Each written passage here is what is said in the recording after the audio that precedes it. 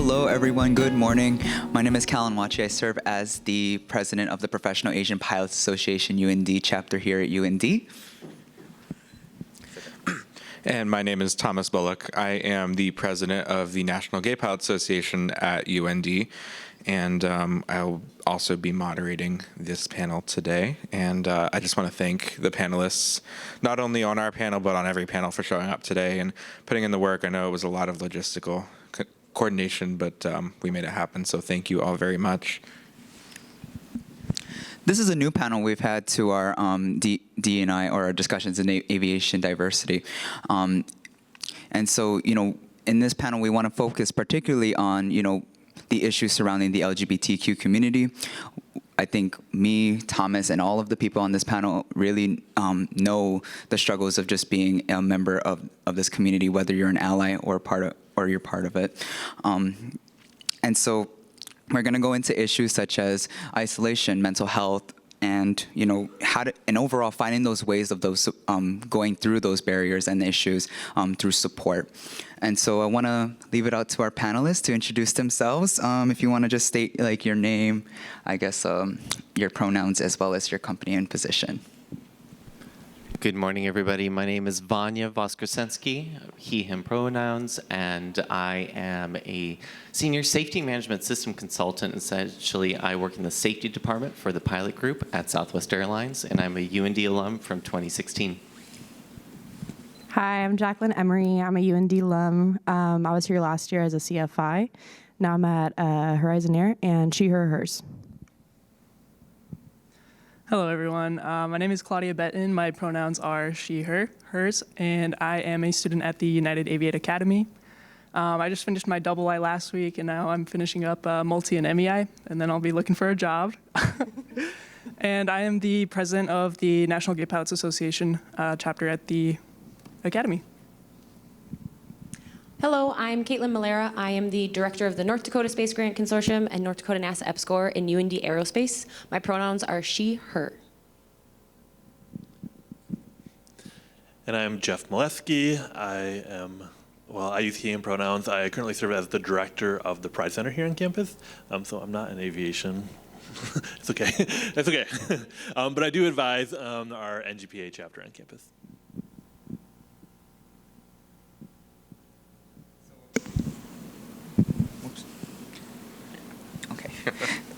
I don't know what's happening with my iPad. Sorry about that, guys.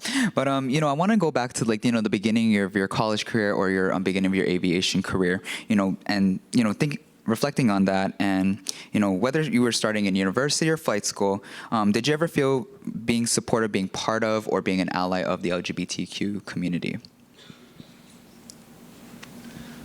Coming to UND as a freshman, we didn't have such a loud or proud Pride Center.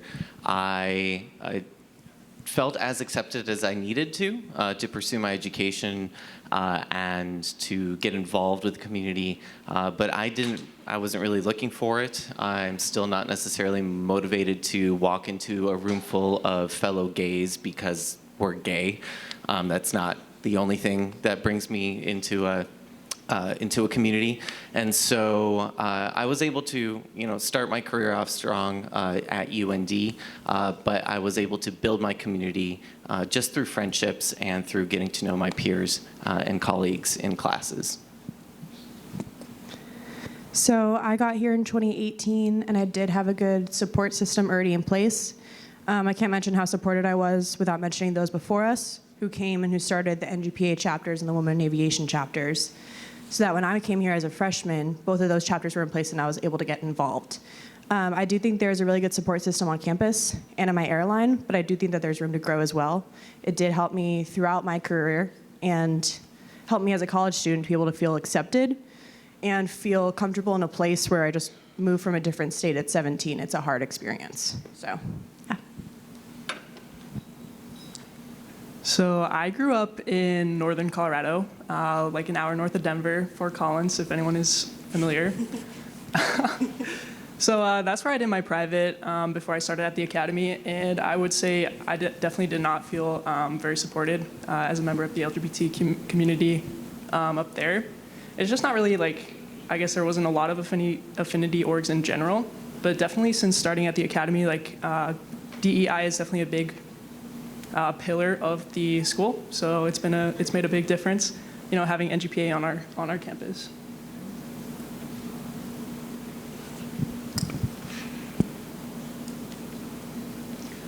So I started at UND back in 2010 for grad school, and then started as professional staff in 2013. So I've been here for about 14 years now.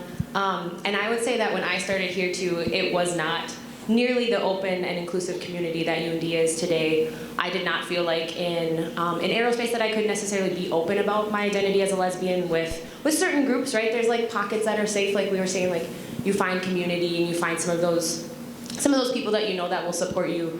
And when I was a student, I was a member of the 10% Society, which we know is now much more than 10%. Is it the Queer Trans Alliance now on campus too, right?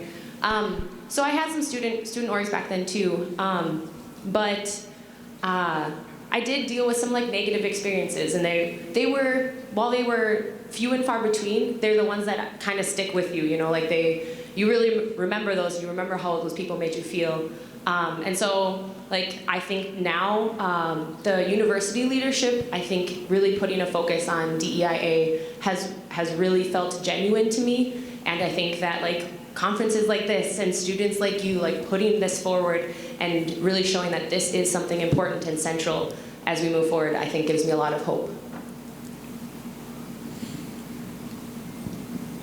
So my experience goes a little way back, a couple decades, looking at folks. So I'm not originally from North Dakota. I grew up in Michigan, so I did all my schooling in Michigan, so my associate's, bachelor's, master's, and then I did come here for my doctorate, as I was already working here full time. But in my undergraduate days, even partially in my graduate school, there really was no experiences around like student affinity organizations pertaining to queer and trans identities. A lot of times we'd have to go to like our multicultural centers to find support, and even then that wasn't always, people just didn't understand. They didn't understand what it meant to be queer, trans, or navigating the world as we did. So this is also early 2000s. Our society was not the greatest. It was still essentially illegal to be gay. At some point you could be criminalized, you can be punished, put up in all sorts of fines and whatnot. Marriage equality was not passed until 2015. And that was actually the year that I moved out here to North Dakota to start working at UND. And I think that's where I can shed some light on of how much it has grown here at this university.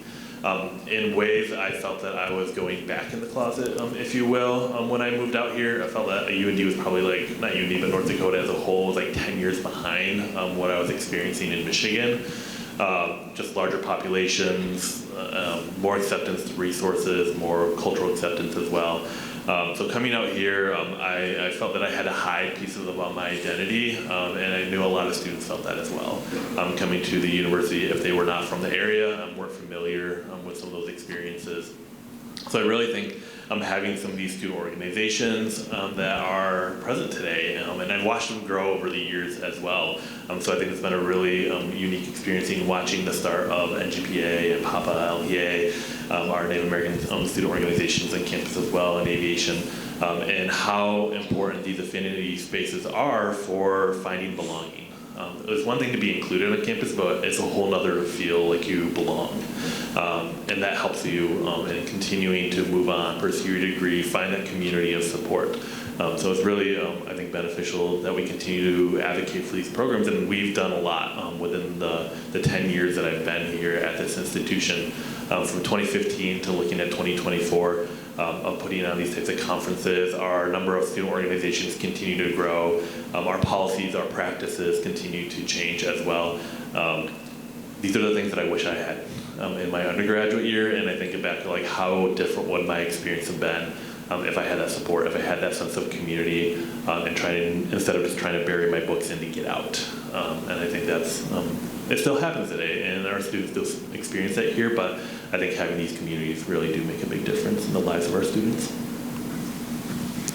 Thank you all for your answers. This is really good. Now we want to kind of narrow it down a little bit more. We've all experienced challenges as aviators and professionals. Everyone's going to experience those challenges, right? But we want to get more specific on what challenges you as panelists have experienced based on your background. So with that being said, during your time in the aerospace field, what challenges have you had to overcome? How did you address it, and what was the result of that?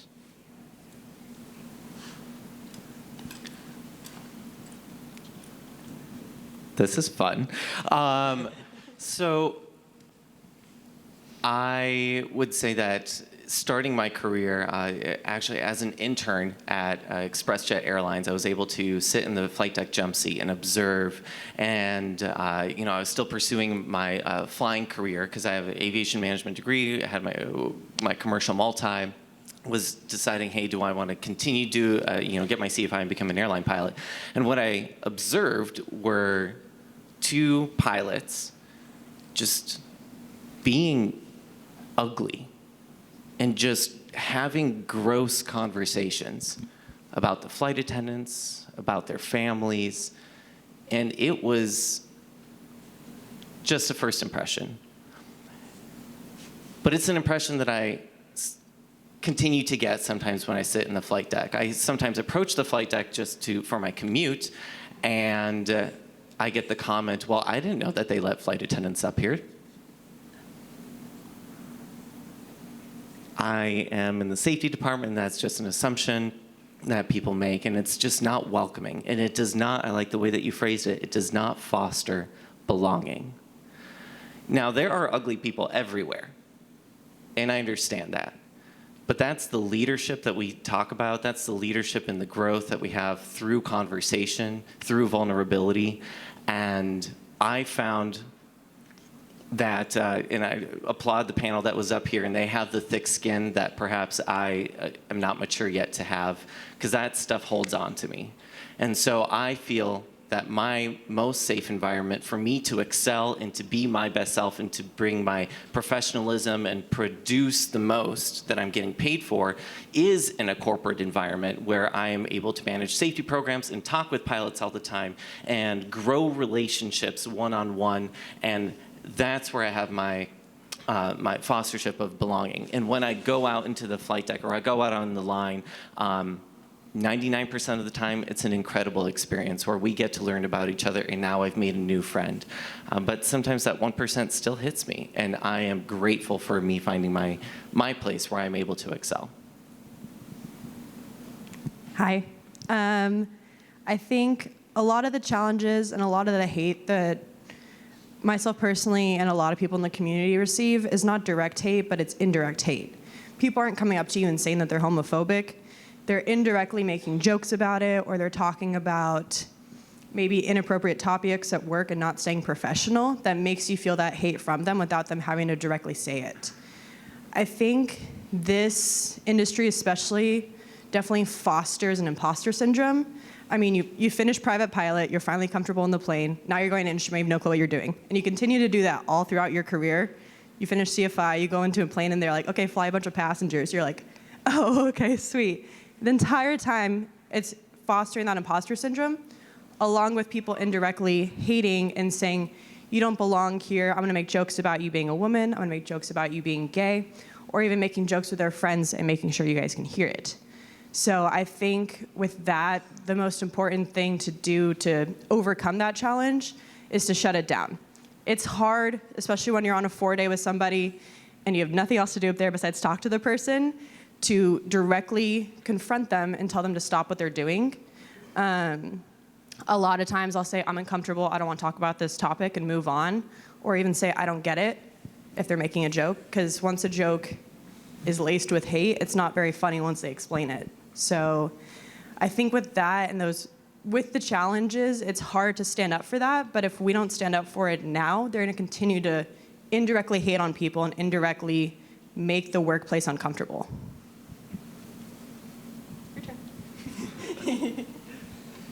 I just want to shine some light on the fact that there are people in power, there are members in Congress who actively think that we should not exist as a group of people. Like living in Arizona, there are laws that are actively passed against us. And actually, I'm good friends with the NGPA chapter president at one of the universities in Alabama, and she's actually running into an issue right now where her chapter is getting shut down by the university because Alabama just passed an anti-discrimination, anti-diversity law. So it's an everyday fight to exist or prove our right to exist as an organization. It's an everyday fight to prove our right to just exist as people, period.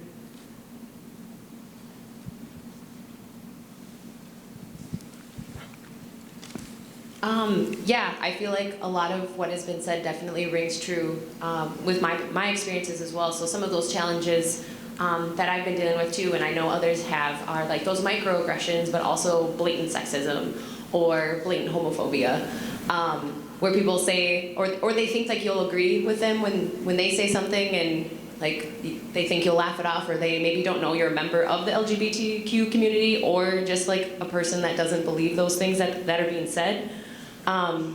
I've had people like just assume, I was like in the stairwell once and someone just said, oh, you must be the secretary, right? And not just like, instead of saying, you know, and it's not a bad thing to be an administrative assistant, but like assuming that just because you see a woman in a professional setting, she must be a support role. Like kind of how you were saying, like, oh, flight attendants aren't allowed up here. Like, that's still a valid position, but like instead of, like, it just has the assumption built in instead of asking first. And some of a huge challenge that I've dealt with here at UND with our space grant team, and I guess I should have said too, Space Grant is like a NASA program where we help connect students across North Dakota to these different like NASA internships and research funding in STEM. So I'm not directly in aviation either, but I'm in the field of aerospace. And with our Space Grant program, we've dealt with pay inequity, and it was something that left our team at less than half staff for a year, and just fighting like political, like university policies of trying to like advocate for that pay, and how you're saying, how do you overcome those things? And like you said, like it's a constant fight. It's a constant challenge to prove yourself and prove that you belong if you don't necessarily fit what stereotypes have been built into STEM or aerospace. So I guess constantly overcoming it, but then finding that network of support is a way to do that as well. Yeah, I think there's so many different ways, ideas that are in my head right now of how to answer this question, because there's a lot of problems. There's a lot of challenges that we continue to see and face in higher education and supporting students and achieving their academic and personal goals. And I think some of it is, for us, is just existing. I think for the queer and trans students, for queer and trans centers, and in higher education across the nation, is trying to have that right to exist, and where's our place on campus, right? And trying to constantly defend it. So a little bit of history at UND. Our Pride Center opened up in 2017. And it was the first time we had a full-time staff member at this institution. We're the only one in the state as well. But we didn't have a director level position at the time. There was really no institutional commitment other than just having a space in a room. And that's a challenge, right? It says like, we can have this, but. And I think we continue to have that story until 2022, when my position was turned into the director role. So that says a lot about an institution. We can back up with the first LGBTQ center created on a college campus in 1971 at the University of Michigan. So, 40 plus years later, here we are, finally getting there. But I think these are the challenges, is continuing to find that space to exist, be taken seriously. And I see that with a lot of our students and our faculty staff are trying to advocate for policies, trying to advocate for pay equity, staffing needs, really advocating for things that are looking at inclusive practices, like being able to change your name and updating your pronouns in our campus systems. Working for inclusive practices in the industries that we're working with and partnering with as an institution with some of our partner programs of like, this is our value, what are your values, tell me. And I think oftentimes we hear is, yeah, we can do that, but what? Like, tell me what it is. And I think that's what I have a lot of the problems with the challenges that we are facing is through the institution, people be told, yeah, I'll accept it, I can include you, but. And I really want folks to tell me what the but is, because they won't. It's this long line of excuses around navigating without actually blatantly saying, like, yeah, this because of white supremacy culture. It's an exact racism. It's because of transphobia, of homophobia, etc. But they won't name it. I want you to tell me. Because if you tell me, by definition, you're going to say it's not an inclusive practice, what you're saying is I'm engaging in an exclusive practice. And I think people have a hard time actually admitting that and saying that.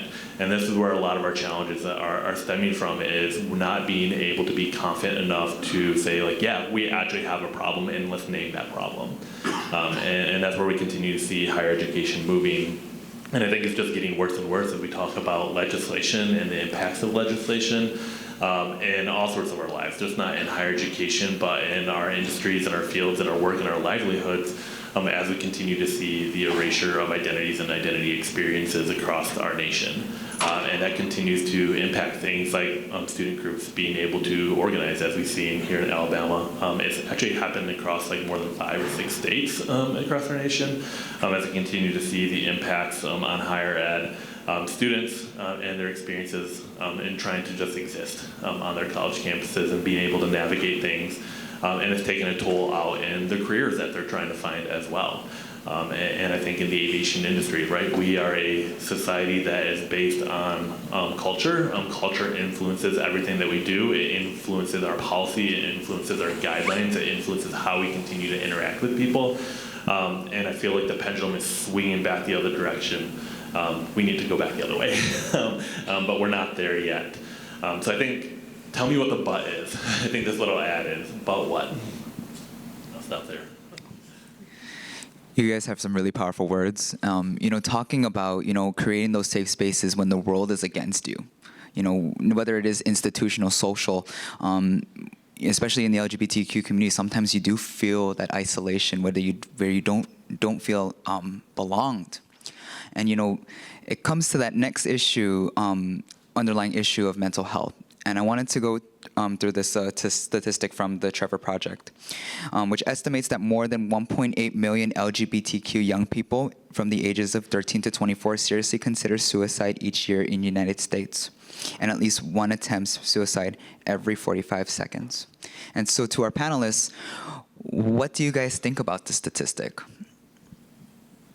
So no secret if you've heard from me before, but I've had suicide attempts and suicidal ideation. Coming to UND, I had a restricted medical under the condition that I see the UND Counseling Center. And so it took about 9 months, it took a while for me to start my flying career at UND because of that. But once I got my restricted medical with the resources and support and help from the faculty and staff, I was able to start my 102 flying, and I would see a counselor every 2 weeks for about 3 years. Through that, we were able to address my mental health, my needs at the time. I was able to develop my mindset into a much safer space for myself. And by the time I graduated UND and completed my commercial multi-training, I actually have an unrestricted medical. So a full from zero to hero sort of story there, and knowing that there is another side to that. I do want to recognize that for those in the room that aren't familiar with the UND Counseling Center services, I just went through their portal yesterday, and if you sign up for a new appointment, there's a drop-down menu, and it says, hey, what do you need counseling for? And one option is new aviation student appointment. And that is all you have to give them. It's a drop-down selection. It automatically goes to Dr. Sky, who is the dedicated resource to the aviation department. And the whole point is that you're not going to seek counseling for a diagnosis. I had a diagnosis because I needed help. I was putting my own life in jeopardy. That's not most often the cause for mental health needs. And so if you go through a bad breakup, if you have a loss in the family, if you're carrying responsibilities into your academics in addition to all the things that are going on back home or whatever your life may look like outside of university, that may take a toll on your mental health. And it doesn't come with a diagnosis. It just comes with learning how to cope with those challenges and getting yourself balanced. So the UND Counseling Center services are a great resource that may not affect your medical, but will help you live a healthier lifestyle. So this statistic it's heavy. This is very powerful, and I think this speaks directly to the importance of DEI in this industry. I invite you all to stand in the shoes of our queer members for just a moment and think about what it feels like to have to deal with the fact that the very act of existing is offending someone somewhere. You know, on campus, we all wear these like identification badges, and my lanyard, of course I wear it with pride. It's a NGPA lanyard, but there are days when that lanyard makes me feel like a target. Think about what happens to CRM when our crews don't feel comfortable communicating to each other. How can we ensure the efficient and dependable outcome of our industry when our crews don't feel safe with each other? And this is why it's so important to have these organizations like NGPA and to have allies and visibility of support for this industry. And I think that's how we can do our part to improve this statistic.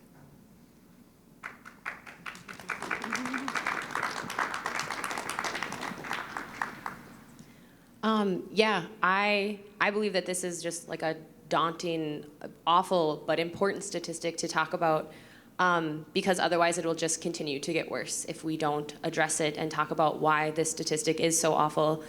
And I think it highlights the need for conferences like this one, the need for leaders in education to promote these environments of belonging and inclusion. And it also makes me even think about what could be as simple as the use of someone's correct pronouns.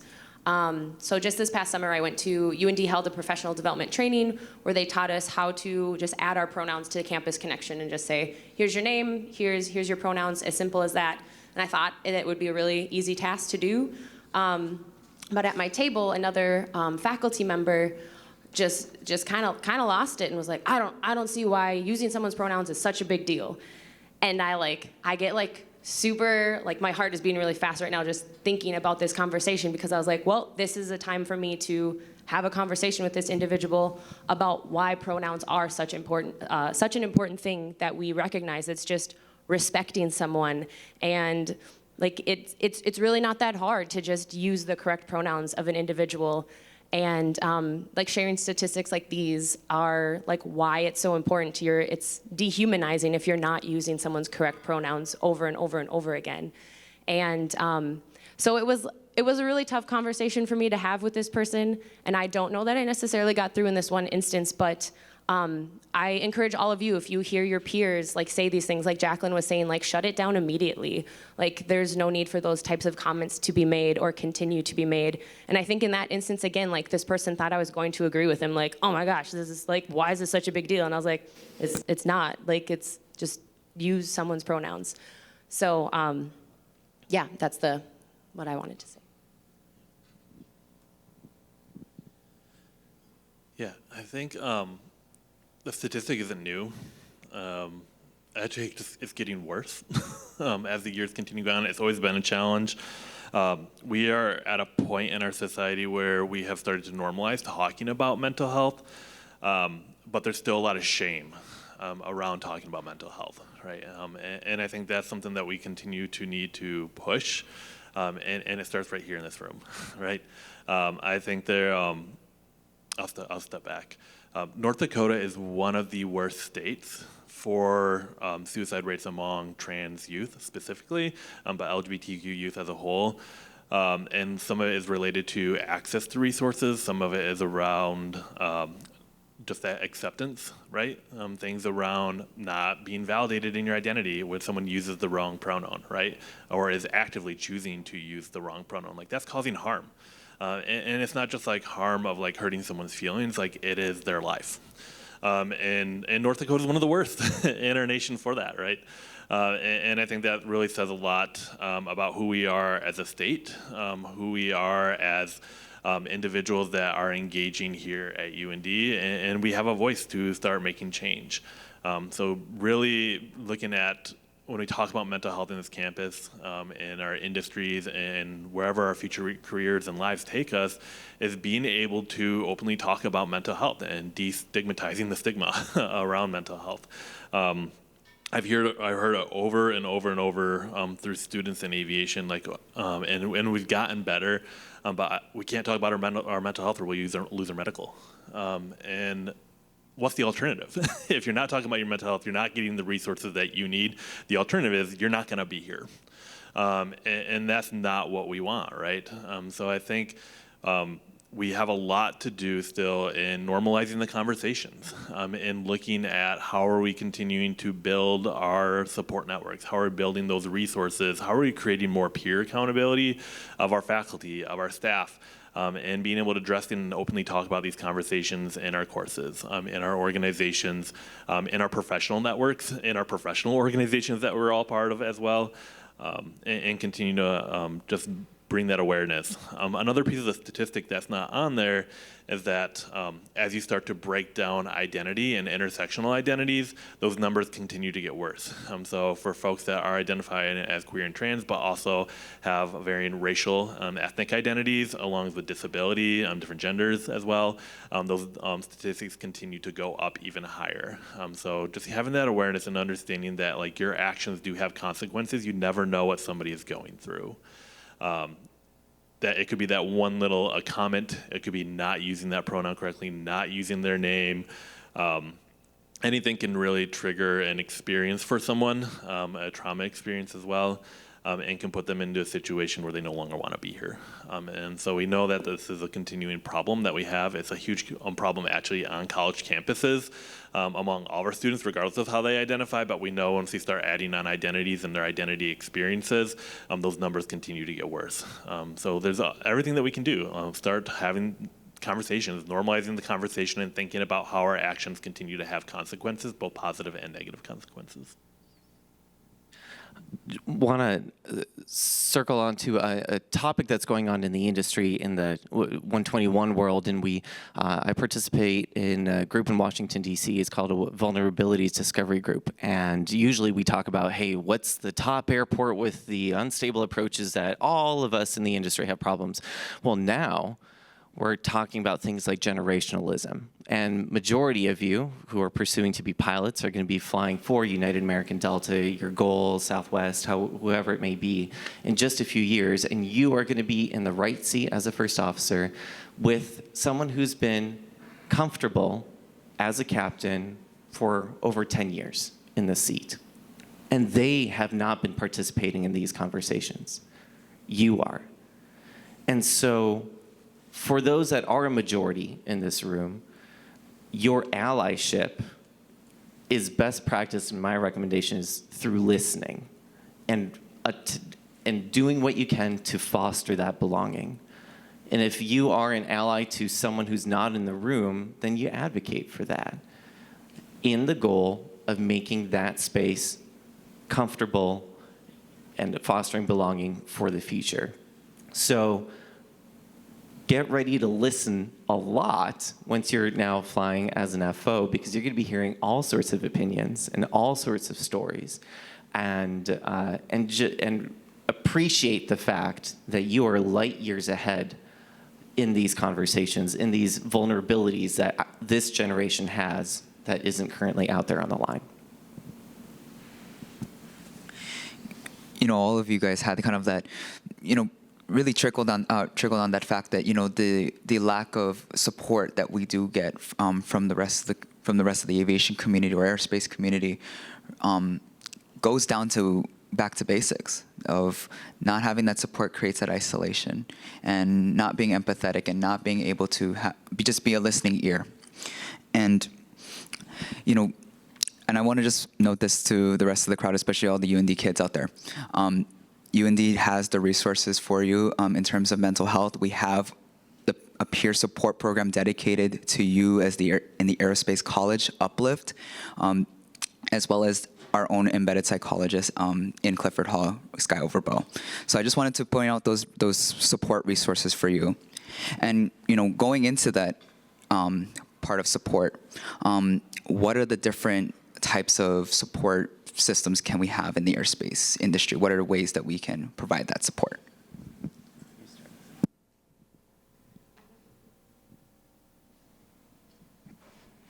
So I think for this question, the support happens individually and it happens organizationally.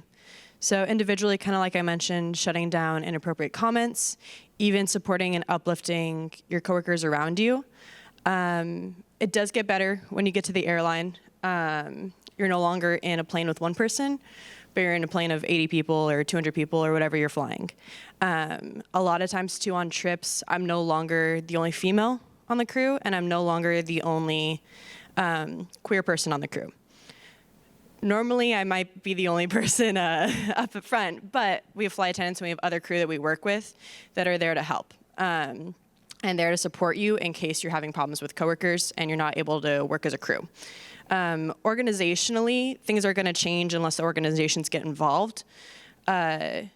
Taking problems seriously that the organizations have, anytime you experience homophobia, resolving it, whether it's at a university level or it's all the way up with HR at whatever airline you're working at. And educating, like he mentioned, those older generations. Once you get to the airlines, I'm flying with a lot of people who are 50, 60, a lot of older people who didn't grow up in an industry where this kind of stuff was talked about. So educating them, letting them know it's not okay, but also answering questions they have. It helps to educate them when they have questions about how you identify, how other people identify using your pronouns.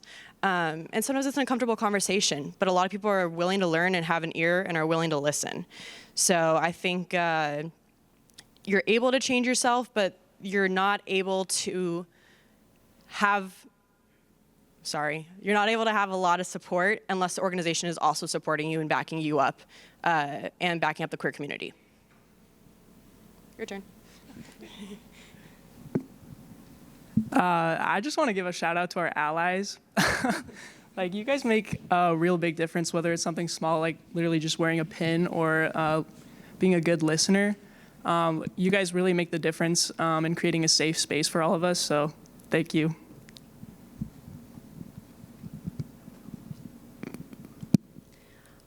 Yeah, I think that different ways we can support kind of go back to what Jacqueline was saying too, like individual level and organizational level. I think through educational opportunities and different professional developments, like conferences like this, again, and everyone just being here and willing to have this conversation, but then also welcoming the allies in too, right? Like, you can't just be a circular conversation of those who identify as a specific group. Like, allies need to be invited in as well. But I think also, especially those who are in positions of power, like university faculty, staff, leadership, I think we have a responsibility to lead by example and use the resources that we have to implement these programs that support the LGBTQ plus community. And in doing so, it's not important to just do like what we think is important. Oh, this is what students need. This is what this community needs.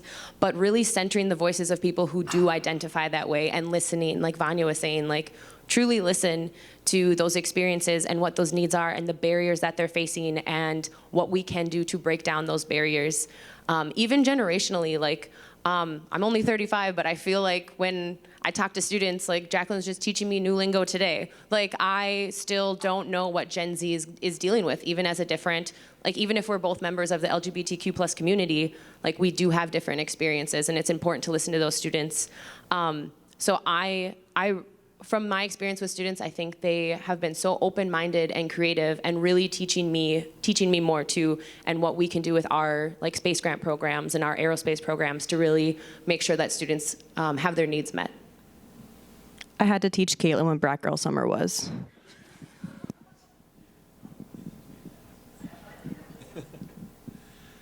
Yeah, I think Caitlin summed it up well. I think especially for our faculty, staff, and administrators in the room, listen to your students.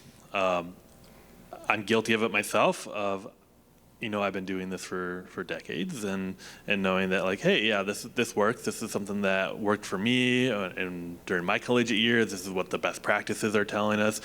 I hate to break it to us, but what we learned for what best practices are, or what we, I think in my PhD program, I just graduated 2022, Gen Z goes to college. Well, guess what? Gen Z is graduating college. So it's outdated. It doesn't matter really anymore. So really listen to students and what student needs are and their experiences and their voices. They'll tell you what it is. So really get rid of these preconceived notions of what you know is best, because they're not. We have changing generations, different needs. Society continues to change. Legislation is changing. Policies, procedures, et cetera. Things are changing. Listen to the ones who are impacted the most and what they need the most. So that's my little tidbit there for how do we continue to provide support. If you have a position of power or a leadership role, of just listen. As I think for those that are entering the field or even still here on campus, whether it be students or as you get out into your professional programs and wherever life takes you, there are lots of opportunities to get engaged. So whether it be in community volunteering opportunities, there's things we heard from the last panel about mentorship opportunities to find those support networks. There's the professional organizations that you can all get a part of. So many of you are in OBAP and PAPA, LPA, and GPA. All these organizations have national organizations, right? That they're affiliated with or have partnerships with people that have been in the industry. These are the folks that you can get connected with. And sometimes it's just having another listening ear, someone that understands what you might be going through, or maybe it's just someone to bounce ideas off of as well. So I think getting involved in these different organizations are a way to find support, whether it be on campus or out in the field, is just doing that. But then also advocating for yourself, advocating for others. Use your positionality, whether you hold identities or don't hold identities. Always continue to be an advocate to make change, because if you're not going to do it, who's going to do it? Really short story of an emotional scar that I just remembered about from my freshman year at UND. There were it was a series of blind dates events. They had 3 in one night. This was freshman year, so you know it was good. And it was organized by the university, so it's going to be great. But they had 3 events. It was straight couples, and then it was the LGBT session. And they had 190 chairs. It was packed for the first session. It was packed for the second session. Only my friend and I showed up for the third. We did not date. But what I remember from that was that the one person who was organizing it just sat down with us and we chatted. It wasn't a date, but we just chatted. And that was an ally to me my freshman year, being like, you put this event together, no one showed up, but you cared enough to not just cancel, but spend, the 30 minutes or whatever polite amount of time that was. So you don't need to go above and beyond. We're not asking you to, paint rainbows everywhere or anything like that, but, sit down, listen, and chat. All of those answers, they were very good. And yeah, it does not take much. We're not asking for a whole bunch, but it's a very simple process, but, it takes a lot to roll it out. So with that being said, we want to get a little more specific here and kind of hone into the local level. So regarding your company, maybe even here on UND campus, what can we do to reinforce or build a better support system at that local level? So I'll let you start answering those. Yeah, so at Southwest Airlines, for example, and a great example from United we heard earlier, we have employee resource groups, and we have about 7 of them that are mirroring the type of organizations that are being represented today. So our Out and Proud is the gay group, and I shared in my introduction, I don't go to Pride. I'm not a big, loud person. I don't walk into a room full of gays just because we're gay. That's not the motivator for me, and it is for many others, and it's a great community for them. My favorite party is about 3 to 5 people drinking wine around a campfire. That is my wild night. And so I was able to find the community in Out and Proud because it was it felt more intimate. We had a lot more things in common. We didn't just talk about being gay. It just was an opportunity for us to get together and talk about the other things that were important to us. Most motivating for me is volunteerism and giving back to the communities that helped raise me, and that's a part of the motivation to come here with you today. And that's what I would think that it's. I love the Women in Aviation organization, that they do things like yoga. Anyone can do yoga, regardless of your sex. And so I would invite any organizations that are trying to do something to just put those movie nights together, find volunteerism. That's how I participate as a member in my Out and Proud community and the NGPA local chapter. I'm a non-paying due member. No one knows my name, but I just show up when it's time to go put together meals or some Christmas stockings or something like that, because that's how I want to engage in the community and network and build my safe space.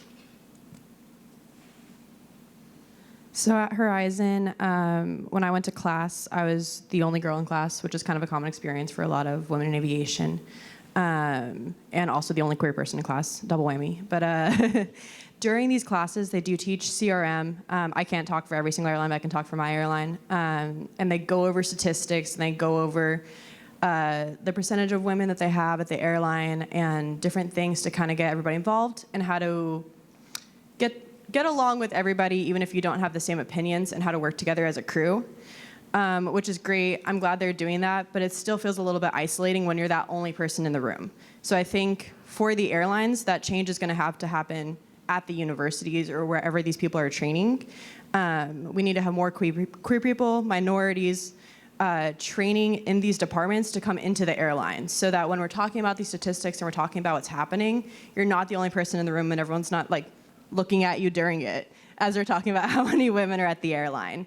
So to really change the airlines, it's going to change here. And what you guys are doing here is going to affect the airlines when everybody leaves and goes there.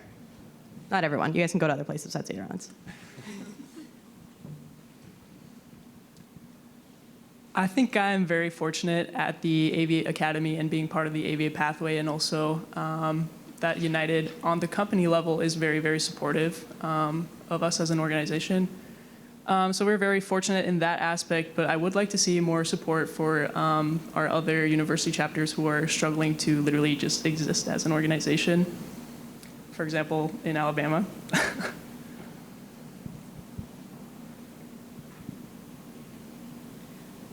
Yeah, on a local level, so in my perspective, that's at UND. I think truly supporting some of those student organizations and really letting those students who are running them like thrive and grow. But I also think trainings too for faculty, staff, and students. And if you are at UND and you're interested in training related to LGBTQ+, like reach out to Jeff. He has wonderful resources, and I feel like even showing that pride flag or that ally symbol like up in your office is just a silent indicator to students that they know that they can come to you if they are encountering these microaggressions or these situations that make them feel unsafe, and they know that you are an ally or you are a member of that community where they can talk to you about those things. And it's a silent thing. It doesn't have to be spoken about necessarily, but if they just see it, then like there's just another symbol that shows that there is someone on this campus that will listen to them. So I think it's about building that inclusive culture of respect for all identities. I think Caitlin and I are often on the same wavelength for our ideas and what we think. I think something I'll add is oftentimes when you think about support or engagement and allyship, it's always the folks in the room that get it. It's the folks that aren't here, unfortunately. And I look out into this space right now, I'm like, wow, is this the whole aviation program? Absolutely not. Like, where is everybody? Where are the faculty? Where are the staff? Where are all the students, right? We know, like, it's one of our larger programs here on campus. And I think that says a lot about some of the culture and the attitude towards conversations around diversity, equity, inclusion, belonging, right? Accessibility, even adding on, and how much work we still have to do to be able to be comfortable and engaging in these conversations. And I think that's really what it is, about leaning into the discomfort, and that's why the folks aren't in this room. They find these conversations to be challenging, they find them to be very uncomfortable. They're like, well, I don't hold these identities, this isn't my lived experience, I don't have to be a part of it. Well, if you're not here for the solution, by definition, you are here as part of the problem. And I think that we have maybe some peer accountability to do, some peer pressure, or really, I think that we need to have a culture shift. And we know culture shifts take forever. They are a slow moving process. But really to start thinking about these support issues is about just being present, showing up. And I think for a lot of our organizations, our student groups and students, that's just what we're looking for, right? Just to be there, just to say like, hey, I see you. I'm here to support you. I'm here to listen, engage, volunteer, support. So I think it's how do we continue to look at getting the folks that need to be part of the conversation, a part of the conversation. Easier said than done, right? But I think that's maybe somewhere where we need to start shifting that focus of what does support actually look like and as we engage out into our future careers and our different programs and industries that we're in. I think oftentimes when we think about diversity, equity, inclusion, this was brought up earlier a little bit as well, of the performative nature of it. It's like, hey, look at me during Pride Month, I changed my logo. Great, what does that actually mean? What are you actually doing to support queer and trans folks or black folks or other people of color instead of just changing your logo during a specific holiday at your Heritage Month, right?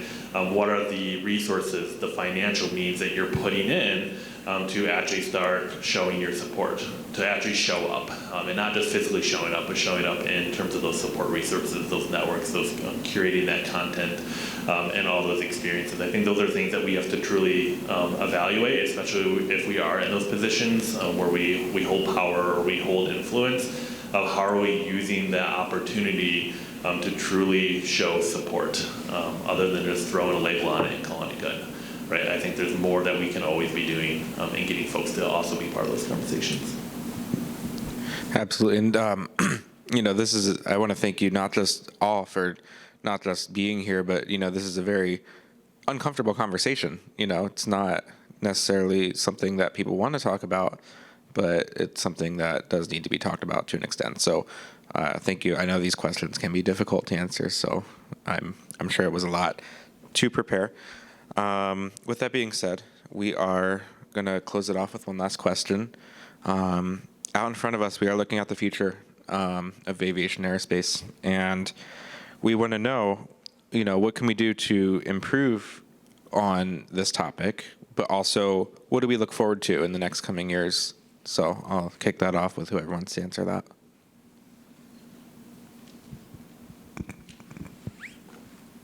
Hi. Okay. I think to close out, there's a lot of changes that can be made, but like we mentioned, this wouldn't have happened. We wouldn't be here on the stage talking about this without the people that came before us. And so going into the airlines or wherever you end up in your career, keeping what we said in mind, keeping being an ally, I think some of the words that people say, the hate words, stick a lot longer for the people that they say it to than what they remember. And I remember specifically the mean words people said to me when I was 19. And I don't remember other things people said to me when I was 19, but I remember exactly what they said to me about my sexuality or about my gender while I was in school here. So for the students that are in the audience, being an ally to your friends, being an ally to those around you, and if you're the people who are saying those mean comments, think about how long that's going to affect the person you're saying it to. Looking forward to the future, I do think there's going to be a big change in the industry, especially with the pilot shortage, of a new wave of aviators that are a lot more educated on these topics and there's a lot more allies. And they're going to come and they're going to be able to change how the industry sees people in the queer community and hopefully make it more open. I do think it's come a long way and people are able to talk about it at work. But I also have flown with multiple captains who tell me that they don't tell whoever they're flying with, their FO, about having a husband instead of having a wife until day 3 or 4 of the trip because they're worried they're going to get hated on. And that's not something that should be happening at work. Talking about your wife or your kids or your family at work is a classic topic of conversation. It's like day 1, leg 1, you're talking about that. So it's awkward and it's uncomfortable for the person to not feel like they belong there when they can't talk about their life and who they are outside of their job. So I do think with the new round of aviators and everybody coming in, hopefully there'll be a change in the perspective and things will be more openly accepted.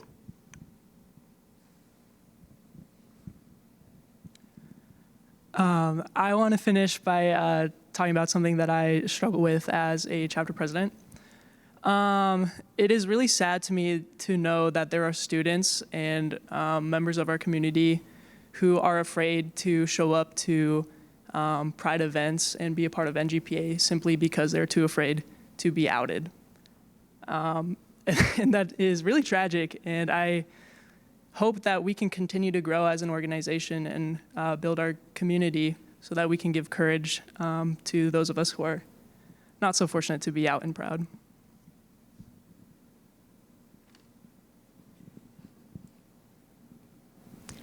Yeah, I still think that there's plenty of work that can be done in the aerospace industry in this area, and even here at UND, and talking about some of those professional developments too.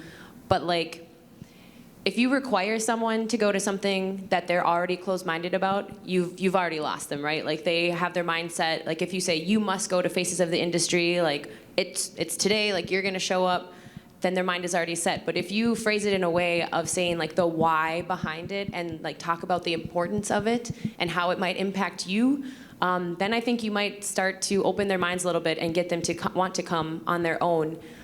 It kind of, this question when you guys had sent it earlier made me think of even when they were trying to pass marriage equality in Minnesota back in 2013.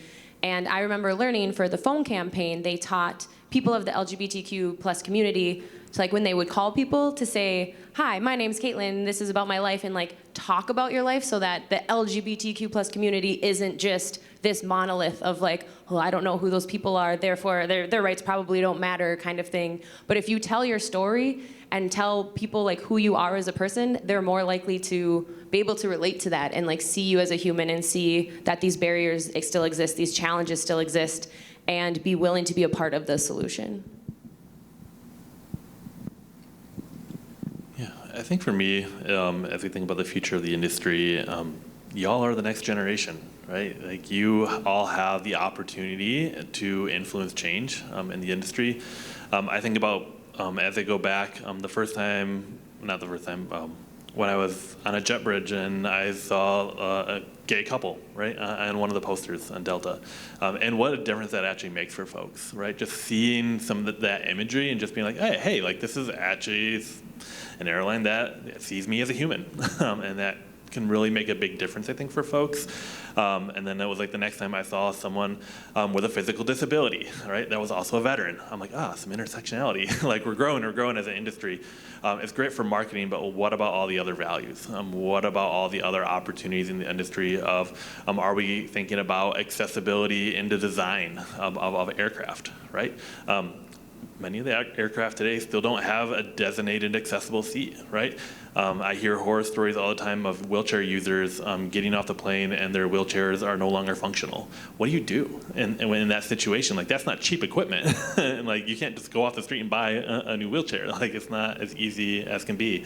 So I think as we continue in the future, the industry is really looking at some of the challenges that we have and continue to have as an industry, as a field. And what can you do to influence some of that change, to start engaging those conversations of like, hey, look, we as a company or we as an organization, we have the power to change this. Like, let's start coming up with a brainstorming session of what are some of those small things that we can do that can have a larger impact. And that's going to take you all to do it. Right? We continue, that's the only reason things change, right? New generations have new ideas, they have greater access to resources.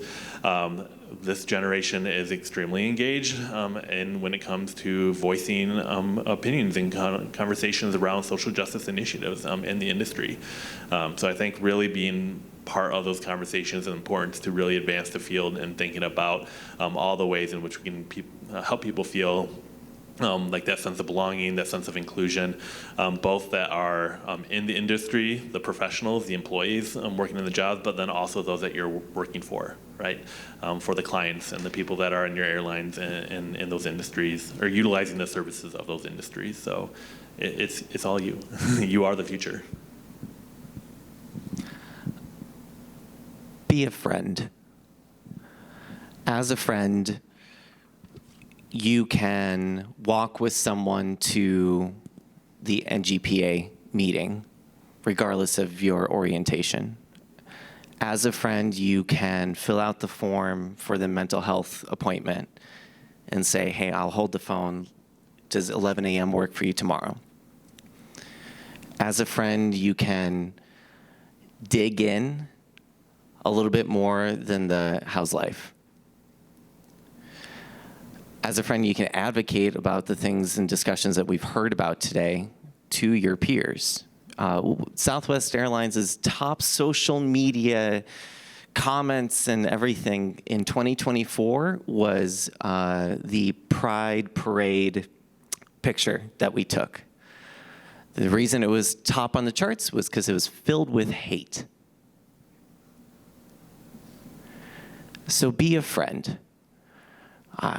One of the things that I realized with the last panel up here is that I'm 30 years old. It took me 30 years to realize that at my time at UND, I don't think I saw a gay pilot speaking to me. Not something that I kind of clicked in my head and said, that could be me.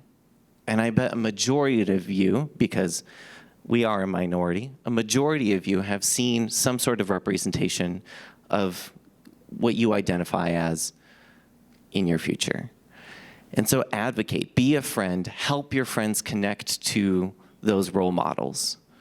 And you'll only know what your friends need with mental health, with social groups, with their careers, if you talk and you listen to them. I found my space in the non-flying career. I get to practice my aviation knowledge every single day, but I have 4,500 jobs to choose from in headquarters.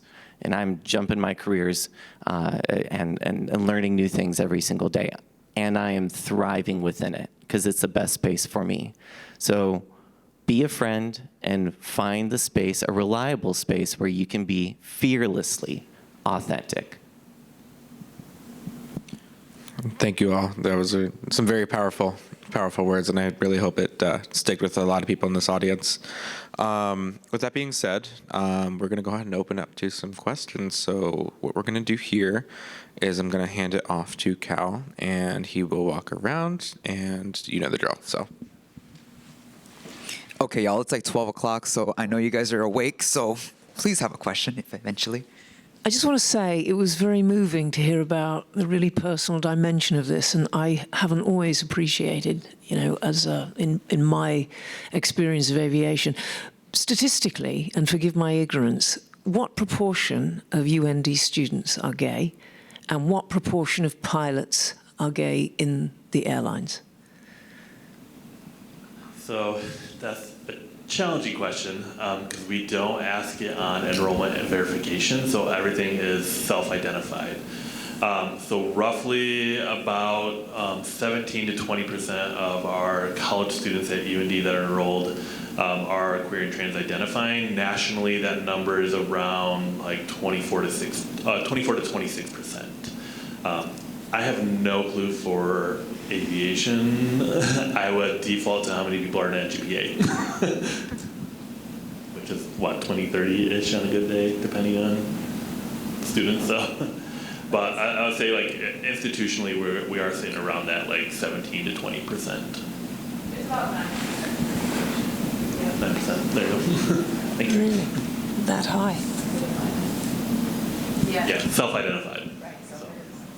9%. Was that 9%? Yeah. I'm thinking that's it. Wow. Okay. Thank you. It's more. Yeah. Probably is more. Let's be real. What is being straight?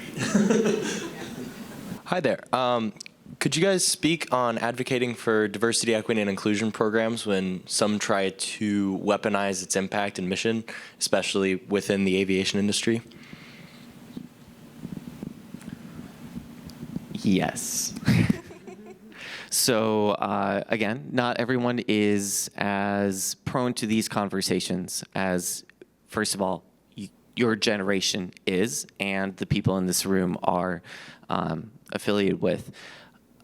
What sometimes rebranding is part of it, and not calling it DEI because it is politicized, because it is weaponized, and because those preconceived notions are already there.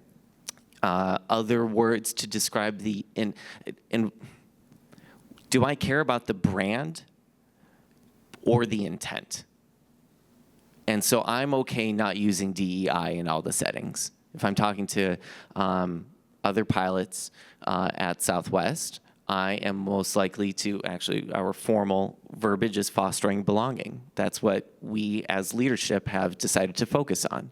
The message is fostering belonging through critical conversations, which is the same intent as DEI. I think, so I'm okay letting go of some of that prideful stuff to get to the main message. And as an organization, that's at least what Southwest has done. Sure. I think too, like Heidi mentioned earlier, a lot of people are, you're getting hired because you're a woman, or you're getting hired because you're queer. And I think with that, having a conversation with that person and letting them know that's not the reason. If I took my resume and I took all NGPA and WA off and I changed my name to Steve, I'd probably still get hired at the airline I'm at now because of my experiences. And so having a conversation with that person, regardless of what happens, the things on my resume, minus the stuff we took off, is going to make me a good pilot and a good individual to hire. And I think people think about it more as a whole, like all of these, I've heard before from students and other people, all these people in WII are taking our jobs, that sort of thing. They're hiring a bunch of women. We can all change our resumes to men's names and they're still gonna hire us because we're all qualified pilots and we're all experienced and able to work there. I also want to stress that these resources available to us through organizations like NGPA are not just only for queer identifying people.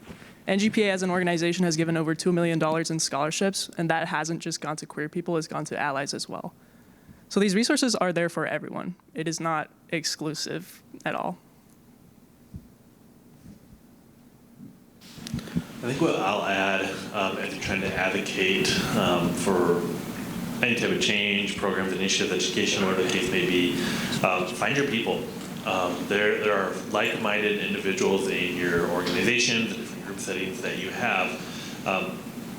When you start to build, kind of do some coalition building, find other organizations, do those partnership programs, the more the merrier, right? There's a little bit of strength in numbers. So I think find your people and then start looking at ways of, all right, I know this person can help me in this situation. They might know someone who can help you in that area, and then you start building kind of this network, right? So I think that is the tale of all the time, right? When you come here is how movements began, how organizations began, is by individuals coming together, strengthening in their numbers to really start creating change. So as you work in those organizations, find the people that hold the same values and interests as you. Find those that are interested in the same causes or looking to advocate for new changes or policy changes or whatever you're trying to achieve, right? You're going to find strength in numbers. And that's how the Pride Center came to be at UND. It was a few students, they came to be, they wanted a center that was equal to what we had at the Women's Center, Multicultural Center, all the other identity-based centers, right? And they continue to advocate and challenge the university to create the center. It didn't just happen overnight, but it took time to do so. But it was a group effort. So you have to find the folks in the room that are sharing the same values and similarities as you. I'm a member of NGPA and a couple of the other excuse me, a couple of the other pride groups on campus, and yet I still walk around the aviation buildings and stuff and see people with maybe pride pins and things like that that I have never seen at NGPA or anything like that. Why do you think people aren't more active in clubs and stuff like that? Do you think it's personal preference? Do you think there's more action to be done as far as getting the stigma taken away, or yeah? Personal preference. But as soon as I remember I came to some sort of gay group on campus one time, and they're like, we're gonna put together the Grand Forks drag show. Awesome. See, I might go to the show. But that's my personal preference. That's not how I want to spend my time. I'll go to the show and I'll sit in the first row. But then out and proud in Grand Forks, one of our Southwest Airlines employees in headquarters is a drag performer, and they, part of the community in Dallas, are doing a bingo fundraiser, and they needed people to help, like, volunteer and serve the tables. Boom, now you got me. I will absolutely participate in a drag show, in a administrative hospitality. That is volunteerism. It's for a great cause. I don't need to go to the planning sessions. I don't need to go to the kumbayas before or after, because of I'm going to be involved as much as I want to, and you found me through that volunteerism and that activism.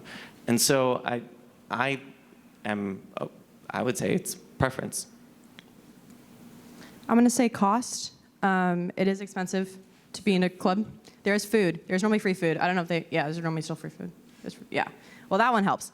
But there's cost for it. There's cost to sign up for the membership, whether you're a student or whether you're I don't know what the other word is, adult. I guess I'm an adult now. There's cost to sign up as an adult. And there's cost of time. Like, NGPA meetings may happen, but it's expensive to go to school here. You may have me work shifts at Olive Garden or something at the same time as the meeting. So I think a lot of people, it's hard for them to get involved and give away that time. When you spend so much time going to classes, flying, working at your job, it's hard to make time for that, especially when the time has to be decided by everybody and it may not work for everyone. And Palm Springs is expensive too. Yeah. Yeah, I think it also 100% has to do with just underlying sentiment of homophobia. Like I touched on how I know a couple students who are unwilling to show up to our meetings and be a part of NGPA simply because they are afraid to come out to the community.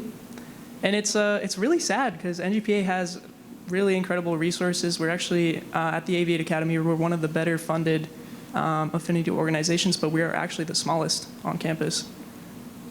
So yeah. I would say maybe something like bring a friend day and then do it in an open space rather than member only in a little classroom that's tucked away. The more hidden it is, the more stigma there may be with it. But I love the Women in Aviation, the presentation that you did on Sunday night. It was just in Robin Hall and open to everybody. And what a great space to have community. And that's the goal. It's not because we're gay. It's because we want to create a community. And so I wouldn't tuck it in anywhere. And I know I'm a moderator, but I do just want to interject on that, being the president at UND. It varies from person to person, whether it be cost, whether it be outing yourself, and all of that. And, I think our presence on campus is more of just, you don't have to be part of it. I think it makes someone's day that we're just there, knowing that we exist. And as president, it is uncomfortable sometimes being the president. That is not something I planned on ever doing, but here we are. And, I think it has taught me a lot, and I hope to teach other people a lot about what it means to step up and just be present and show up,